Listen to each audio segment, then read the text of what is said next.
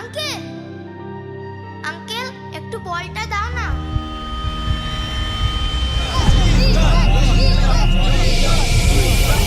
বিজয় বিজয় ধ্বনিতে মাঠ কেঁপে উঠছে। সেই ঐতিহাসিক মুহূর্তের সাক্ষী থাকতে যাচ্ছি আমরা। এই মুহূর্তের বড় খবর, এই বছরের বর্ষসেরা ফুটবলার বিজয় ড্রাফট কেলেঙ্কারিতে জড়িয়ে পড়ে 2 বছরের জন্য নির্বাসিত হয়েছেন। এই সময়কালে তিনি আর কোনো প্রতিযোগিতামূলক খেলায় অংশগ্রহণ করতে পারবেন না।